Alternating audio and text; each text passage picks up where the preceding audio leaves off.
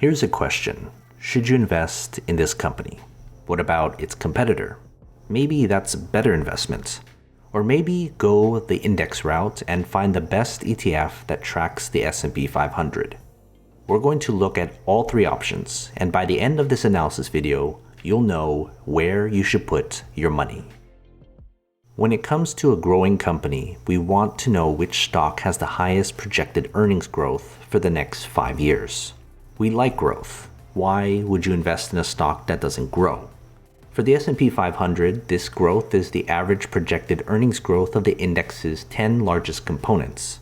If the company can't grow at a higher rate than the index, maybe look somewhere else. But that's just growth. There's still 7 more metrics to look at. For growth, the higher the rate, the better. And at the bottom right of the screen, you'll see where these 3 options rank in terms of growth with a point system. Same for all the metrics in this analysis.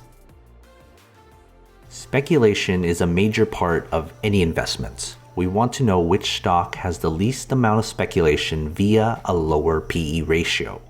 The reason why I count the PE as a measure of speculation is that a PE ratio that's too high means investors are banking on potential.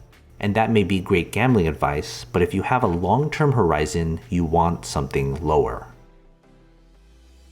Out of these 3 investment choices, which stock is trading lower than its 200-day moving average the most? Most people who track this metric want a positive number, but we're looking for hammered down stocks. That makes them cheaper. So I reverse that and I want a stock that's trading lower than its 200-day. This means the stock is cheaper than the average of what it's been for a while.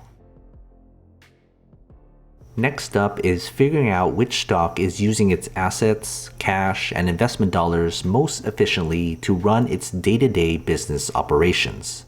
This combination of return on assets, equity, and investments will tell us what we're looking at in a company that can generate a lot of cash with a minimum amount of waste. We want a high combination of all 3. That's the more efficient stock. There's only 2 ways to make money owning a stock. 1, selling for a profit, and 2, getting paid a dividend while holding. And if you're someone who thinks long-term, you shouldn't be so willing to sell anytime soon. That's where dividends come in. Which stock pays you the most to hold their shares? That's what we're figuring out. The higher the yield, the more you get paid relative to how much you bought the stock at. Simple. Every stock has its negativity. That's what the short float tells us. Which stock are investors and traders most bearish in? What percentage of these shares are being shorted? This is an easy way to determine negative sentiment. For the S&P 500, the short float is the average of its 10 largest components.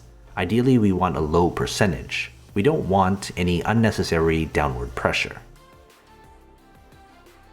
Everybody loves money, and everybody loves profits. So which stock generates the most profits from its business? This is translated into the higher profit margin expressed as a percentage. This metric often highlights businesses that have taken advantage of economies of scale, usually reserved for tech companies. And lastly, for the business, which stock do analysts favor the most, with 1 being a strong buy to 5 being a strong sell. So the lower the number, the better. This simple number comes from the average analyst grade given to each respective stock. Investing isn't done in a vacuum, and a lot of what other people say has a big effect on the stock's short and long-term performance. For the S&P 500, we again get the average analyst score of its 10 largest components. So do you remember all those points at the bottom right of the screen for each metric? That's how I grade each of our 3 stocks.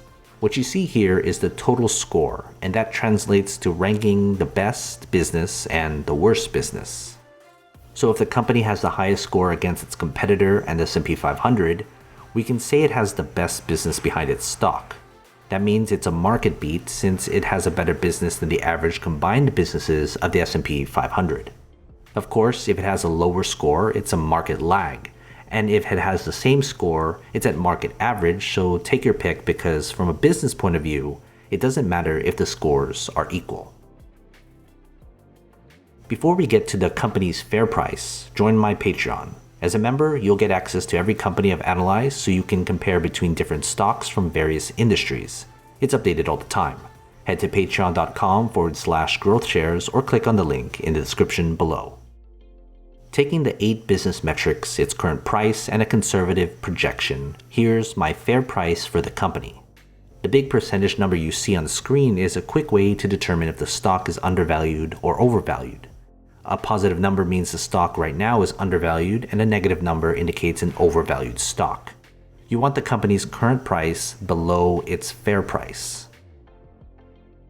So lastly, I want to look at the company's performance over 1, 3, 5, and 10 years compared to its industry and the S&P 500.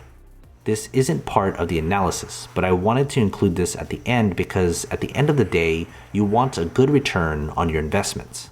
So even though we might have a good or bad business, does the stock reflect that in the near term and even the long term? Sometimes all you want to know is if the stock will go up over time.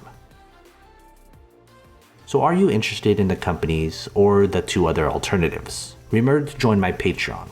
Invest wisely, and as always, take care of your money.